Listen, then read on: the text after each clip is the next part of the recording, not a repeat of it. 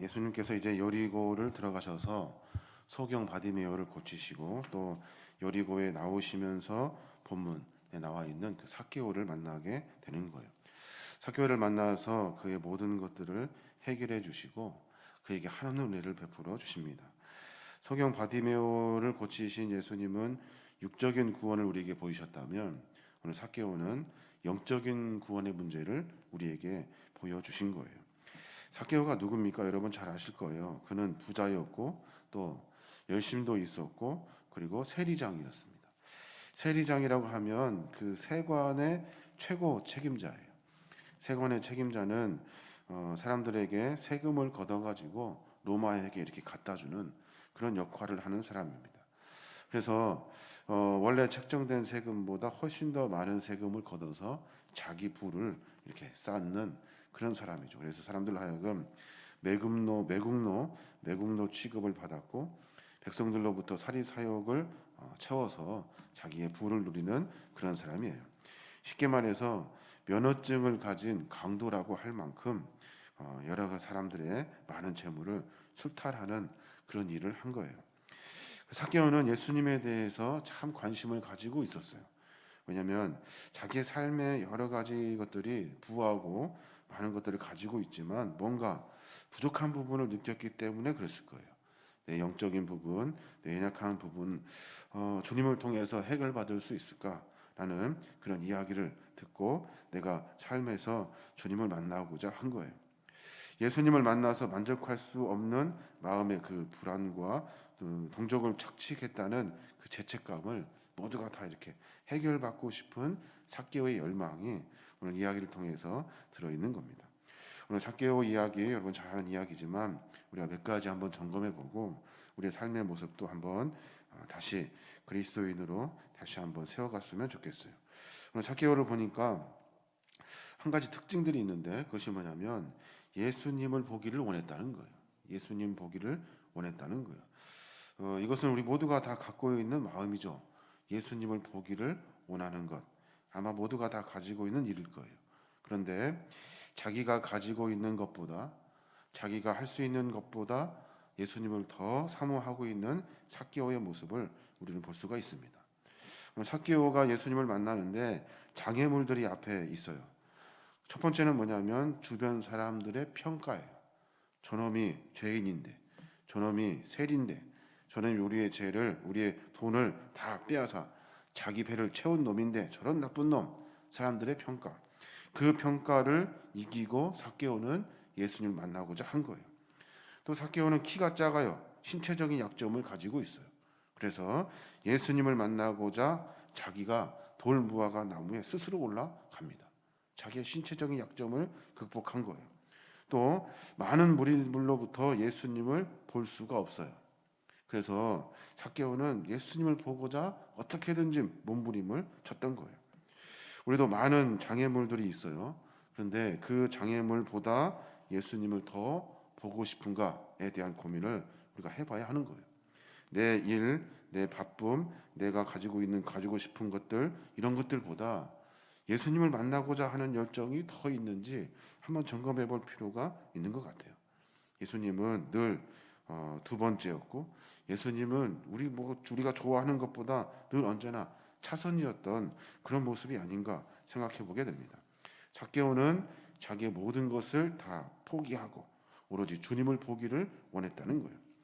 또 하나 삭개오를 통해서 우리가 알 수 있는 특징들이 하나 있는데 그것은 뭐냐면 은혜를 받았을 때 정말로 즉각적으로 반응한 그의 모습이 보여요. 오늘 5절에 보니까 주님 그렇게 말씀하셔요. 예수께서 그곳에 이르사 쳐다보시고 이르시되 삭개오야 속히 내려오라.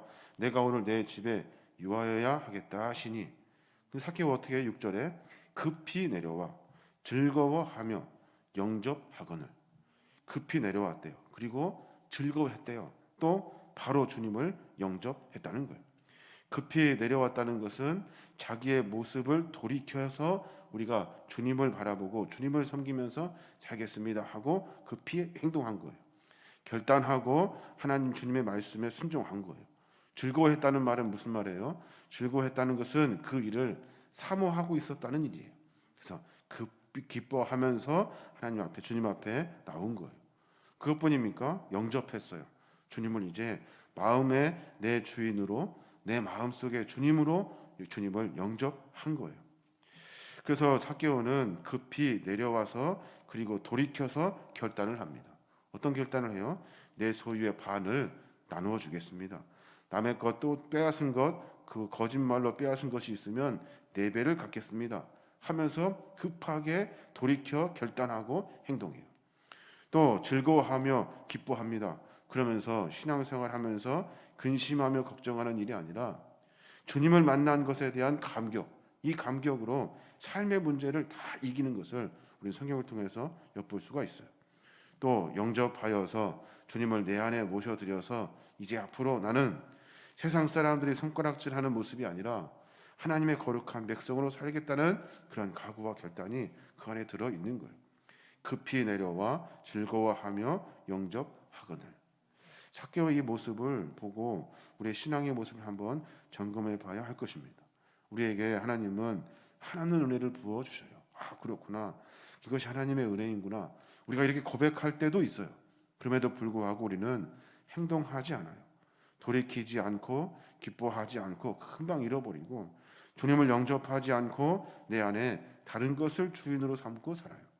이것이 우리의 삶의 모습에 반복되는 것을 우리가 볼 수가 있습니다. 우리의 삶의 모습 한번 점검해서 우리가 주님의 그 은혜를 만났을 때 우리의 삶의 모습이 하나님 보시기에 합당한 모습으로 늘 돌이켜야 하는 겁니다. 또 하나 삭개오를 통해서 우리가 알 수 있는 것은 그의 삶이 분명히 변화되었다는 거예요. 변화되었다. 예수님을 영접하게 된 삭개오는 감격하여 자신의 마음속에 담아두었던 이 재물에 대한 욕심을, 그리고 자기의 권력과 힘으로 할 수 있었던 모든 실수들을 다 털어놔요. 털어놓고 새로운 삶을 살아갑니다. 자기의 재산의 반을 가난한 사람들에게 나누어 주겠습니다. 이게 우리가 그냥 본문을 보니까 쉬운 것 같지, 사실 내 재산의 반을 그냥 아무도 모르는 이상한 사람들에게, 나와 관계없는 사람들에게 나눠줄 수 있는 일이 쉽지가 않을 거예요. 또 자기는 늘 다른 사람 속여서 자기 부를 축적했던 사람이에요. 남의 사람의 그 토색한 것이 있으면 4배나 갚겠습니다. 4배나 갚을 만큼 삭개오가 재산이 그렇게 많이 있었을까요? 아마 나머지 반 전체를 다 내어주어야 할 만큼 삭개오는 전혀 다른 삶을 결단하고 각오하고 있는 거예요. 주님을 영접한 사람은 이런 삶의 변화와 각오가 우리 안에 있어야 하는 겁니다. 우리의 삶의 모습 가운데 늘 붙들고 있는 것이 있어요. 재물이든 아니면 권력이든 아니면 뭐가 됐든지 간에 붙들고 있는 것이 있어요. 근데 이렇게 붙들고 있는 것을 주님을 영접했다고 하여서 이것을 놓기가 사실 쉽지가 않아요. 그런데 오늘 삭개오의 이야기를 통해서 분명히 주님을 영접한 사람은 다른 삶, 변화된 삶을 살아야 한다는 것을 우리에게 분명히 가르쳐주고 있는 겁니다. 삭개오는 주님을 만납니다. 삶의 모습이 변화되어요. 새로운 삶으로 결단하며 살아갑니다. 주님은 그에게 많은 사람들이 손가락질하고 죄인이라고, 그리고 모든 사람들이 자기를 사기꾼이라고 이야기하는 그 손가락을 주님께서 다 내리게 하셔요. 9절에 보니까 그렇게 말씀하셔요. 이 사람도 아브라함의 자손이로다. 모든 사람들 앞에서 주님이 선포해주고 계시는 거예요.